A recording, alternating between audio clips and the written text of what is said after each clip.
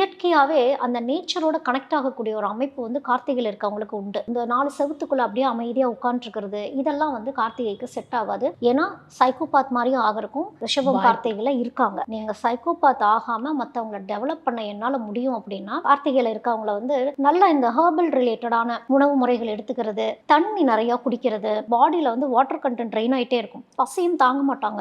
இந்த நட்சத்திரத்துல இருக்கவங்க. இளம் வயதிலேயே சுகர் டச் ஆகக்கூடியதும் இவங்களுக்கு இருக்கு. அதனால ப்ராப்பரான ஒரு யோகாசனம்லாம் பண்ணி, ஒரு சிஸ்டமேட்டிக்கான ஒரு லைஃப் இந்த கிருத்திகையில இருக்காங்க அப்படின்னா, இவங்க விதிய வந்து இவங்கனால சரி பண்ணி கொண்டு போகக்கூடிய ஆற்றல் வந்து இவங்களுக்கு உண்டு. இவங்க வந்து எனிதிங் ரிலேட்டட் டூ அவங்களுடைய நாலேட்ஜ் ரிலேட்டடா எது வேணாலும் அவங்க டச் பண்ணலாம். இப்போ லேடீஸ் எல்லாம் இருக்காங்க அப்படின்னா, அவங்களுக்கு இந்த கலை சம்பந்தப்பட்ட எந்த விஷயம் வேணாலும் அவங்க டச் பண்ணலாம். டெக்ஸ்டைல் பிசினஸ் பண்றது, ஆர்னமெண்ட்ஸ் பண்றது, பியூட்டி ரிலேட்டடா, கைவினை பொருட்கள் ரிலேட்டடா இந்த மாதிரி விஷயங்கள்லாம் அவங்களுக்கு ரொம்ப நல்லாவே வரும். டெக்னாலஜி கூட இவங்களுக்கு ரொம்ப நல்லா வரும். மேக்ஸ் நல்லா கான்சென்ட்ரேட் பண்ணாங்கன்னா அவங்களால மேக்ஸ் போட முடியும்.